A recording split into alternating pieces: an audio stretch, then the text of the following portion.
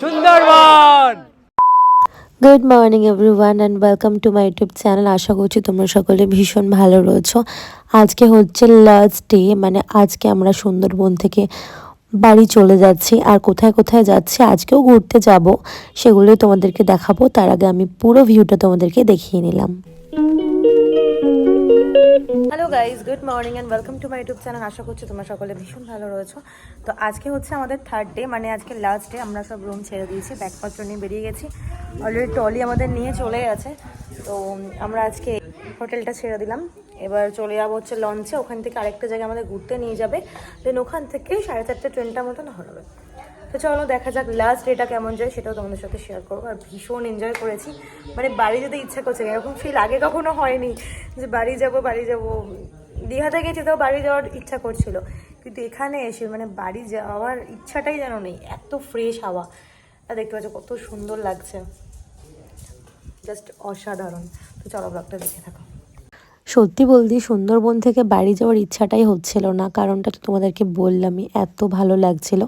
আর এই যে আমাদের সকলের ট্রলি, মানে যতজন আর কি এই রুমেতে ছিল, সবারই মোটামুটি ব্যাগ এই গাড়িটাতে রয়েছে। এই গাড়িটা একদম নিয়ে যাওয়া হচ্ছিল লঞ্চ পর্যন্ত। আর তোমরা অনেকে আছো জিজ্ঞাসা করছো যে সুন্দরবন যেতে কেমন কি খরচা হয় বা কিভাবে যাবে।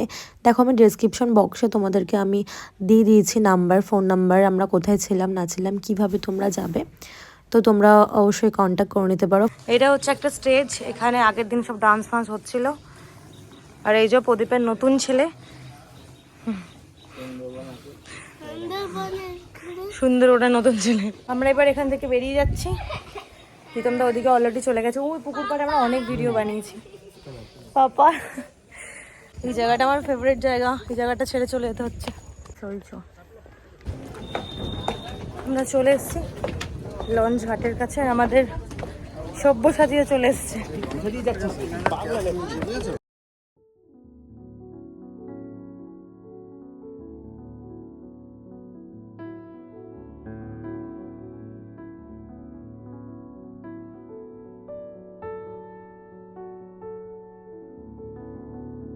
লোকনাথ মন্দিরে। তো এটা আমাদের লাস্ট ডেস্টিনেশন। যাই,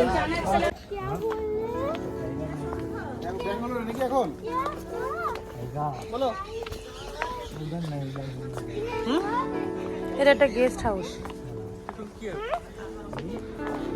এখানকার রাস্তাগুলো কিন্তু সেই ইটগুলোকে চকা চকা করে রেখেছে। আমরা প্রায় চলে এসেছি লোকনাথ বাবার মন্দিরে। খুব সুন্দর জায়গাটা। আর একটা কাণ্ড ঘটেছে গাইজ, আমি এই রাস্তাগুলো, আমি শুধু বললাম না যে ইটগুলোকে আমার হটপট হয়ে রয়েছে, ভিডিওটা তখন অন করতে যাবো আর আমি ধপাস পড়ে গেছি, হাঁটু দুটো একটুখানি ছড়ে গেছে।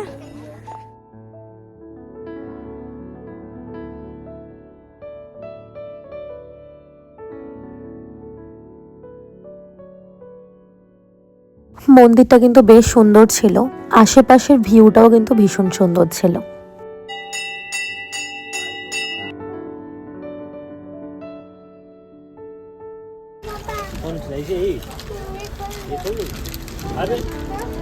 আমরা এখন এমন একজনকে দেখতে যাচ্ছি, ওনাকে বাঘে ধরেছিল। তো চলো ওনাকে তোমাদের সাথে দেখাই, আমিও দেখবো। আমার নাম আশিস দাস, আমার বাড়ি বিজয়নগর, থানা গোসাবা।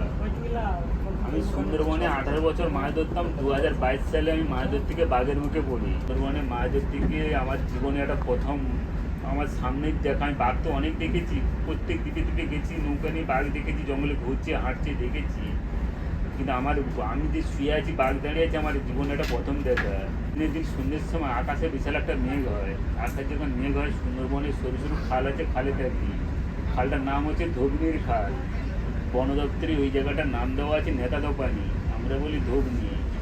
কাঁটা গায়ে দিয়ে আমার সঙ্গীরা বসে আছি, কিছুক্ষণ পরে ওরা চিৎকার চেঁচামেচি করে, তখন আমার ঘুম ভেঙে যায়। আমি তখন শুয়েছে ভাবছি এরা চিৎকার করছে কেন, বিশাল জোরে আওয়াজ করছে। তখন আমি মুখ থেকে কাঁথা সরিয়েছি, সরানোর সঙ্গে সঙ্গে দেখি না বাঘ দাঁড়িয়ে আছে, বাঘের নিচে শুয়ে আছি। ধরে ফেলেছি পাঁজা করে, বলেছি মা গো বাঁচা, মাথায় কামড় মেরেছে, ফেটে গেছে, আমি জ্ঞানারা। আমার এখান থেকে থাইয়ের চামড়া তুলে লাগানো, কৃত্রিম কালো দেওয়া, তারপরেও বলেছি নখ লেগে ফেটে গেছিল স্যার, এই জায়গাটা স্কাল নেই। আছে নান্টু বাঘ, ছেলে বাঘ, 201টা মানুষ খেয়েছে একা ওই বাঘ। বাঘের হাত থেকে নিজেকে ছাড়িয়ে কি করে নিয়ে এলেন? আমার সঙ্গীরা ছিল ম্যাম, ওরা আরো 4জন ছিল, মাছ ধরতে একা যাই না, আমরা 5জন করে যাই, ওই 4জনই ছাড়িয়েছে। তো ওনাকে আমি জিজ্ঞাসা করছিলাম যে উনি কিভাবে বাঘের হাত থেকে মানে বেঁচে ফিরে এসেছেন। তো অ্যাকচুয়ালি উনি তখন সেন্সলেস ছিলেন। তো পাশে যারা আর কি ওনার সঙ্গীরা ছিল তারাই আর কি ছাড়িয়ে হসপিটালে ভর্তি করেছিল। তোমরাও যখন আসবে এখানে তখন তোমরাও হয়তো এনার সাথে দেখা করতে পারবে। বাট এনার মতন অনেকেই আছে যারা শুনছিলাম, উনি তো 201টা মানুষ খেয়ে ফেলেছিল ওই বাঘটা। প্লাস আরও অনেকে আছে যারা মানে বাঘের হাত থেকে ফিরে এসছে, এরকম অনেকজনের সাথেই মানে আমাদের লঞ্চে আর কি দেখায়। তোমরা যে হোটেল বুক করবে ওখানেই তোমাদেরকেও দেখাবে এরকম কিছু মানুষ। তো দেখে আমার খুব কষ্ট লাগছিল এনাদেরকে। আমি একটাই রিকোয়েস্ট করব যে তোমরাও যদি এরকম কোনো মানুষকে দেখো তাহলে অন্তত 100-200 টাকা দিয়ে একটুখানি হেল্প করো। অনেক কথা হয়ে গেল, কথা বলতে বলতে কিন্তু ভিউটা দেখতে কিন্তু ভুলো না। যাই হোক, এরপর চলে এসেছিলো আমাদের লাঞ্চ। আজকের লাঞ্চে ছিল হচ্ছে চিকেন কষা। আজকেও লাঞ্চটাও কিন্তু সেই খেতে হয়েছিল। চলো চলো ঝটপট করে খাওয়া দাওয়াটা সেরে নিই।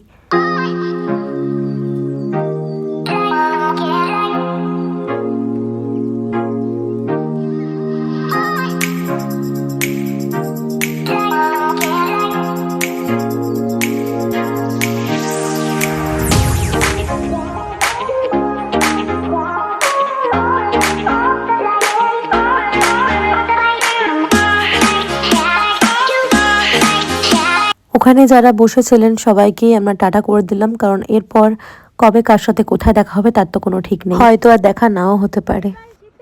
সুন্দরবন। তো আমাদের লঞ্চে করে ক্যানিং এর স্টেশনের আগে নামিয়ে দিয়েছিল, তারপর ক্যানিং স্টেশনে আমাদেরকে গাড়ি করে নিয়ে গিয়েছিল। Bye bye Sundarban.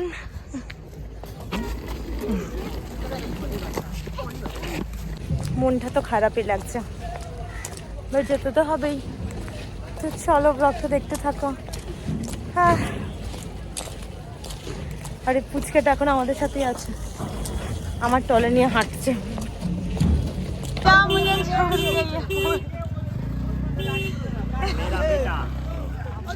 ওই প্যাকেজের মধ্যে কিন্তু ক্যানিং স্টেশন পর্যন্তই ওরা দিয়ে যাবে, তারপর ক্যানিং থেকে আমরা টিকিট কাটলাম।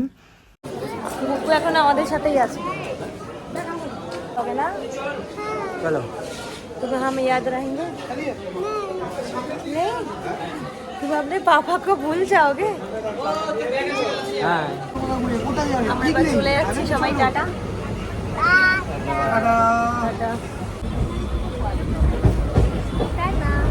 मन ठीक नहीं है, इसको पापा को छोड़ के जाना पड़ेगा, डुप्लीकेट पापा को।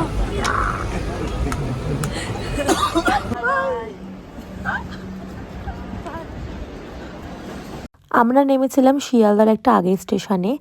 তো ওখান থেকে আমরা মেট্রো করে গিয়েছিলাম। তো সত্যি কথা বলতে গুগুকে ছেড়ে আসার সময় কিন্তু প্রদীপ কিন্তু অলরেডি কেঁদেই ফেলেছিল। শুধু প্রদীপ না, মানে মনটা না সবারই একটু খারাপ খারাপ করছিল, কারণ একটা বাচ্চা সব সময় আমাদের সাথে ছিল। তো মানে একটা যেন আমাদের অভ্যাস হয়ে গেছিলো, আর এখনও পর্যন্ত ওর জন্য মনটা খারাপ করে। মানে এখন আমরা ফোনেতে আর কি ওর সাথে কন্ট্যাক্ট করি। যাই হোক, আমরা যাব হচ্ছে মেট্রোতে, তার জন্য মেট্রো টিকিট কাটলাম লাইন দিয়ে দাঁড়িয়ে। তো চলো দেখতে থাকো ব্লগটা।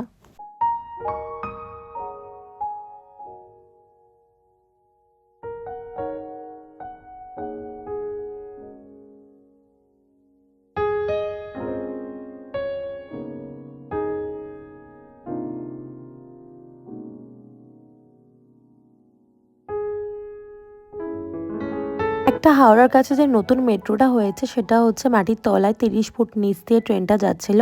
তো সেই ট্রেনটা করে যাচ্ছিলাম, ভাবছিলাম কিছু একটা দেখতে পাবো, বাট কিছুই দেখতে পেলাম না। যাই হোক, ওখান থেকে আমরা চলে গেলাম ডিরেক্টলি হাওড়াতে গিয়ে আমরা একদম ফটাফটি ট্রেন পেয়ে গেছিলাম, কারণ একদম পরপরই আমাদের ট্রেন ছিল। তো ফাইনালি চলে এলাম জিরাট। জিরাট মানে আমার বাড়ি। ইচ্ছা তো করছিল না, কিন্তু আসতে তো হবেই। সবাইকে যে যার কাজ করতে হবে, কয়েকদিনের জন্য ঘুরতে যেতে হবে, এটাই আমাদের লাইফ। বাট লাইফে ঘুরতে হবে, ঘোরাটা হচ্ছে ইম্পর্টেন্ট পার্ট, আর কাজ করাটাও। তো চলো। প্রদীপ সব থেকে বেশি মিস করছে বুগ্গুকে, সুন্দরবনের থেকেও বেশি মিস করছে, তাই তো? ওর সুন্দরবনটা মাতিয়ে রেখেছিল শুধুমাত্র ওর একমাত্র ছেলে বুগ্গু। মানে রীতিমতো কেঁদে ফেলেছিল ভাই। মানে আমার মনটা খারাপ লাগলো যখন আমি ট্রেন থেকে নামছিলাম। নিউ গড়িয়াতে যখন নামি তখনও মানে আমার একটু সরি নিউ গড়িয়া হবে, গড়িয়া, আমার ওই নামটা মনে থাকছে না একদম।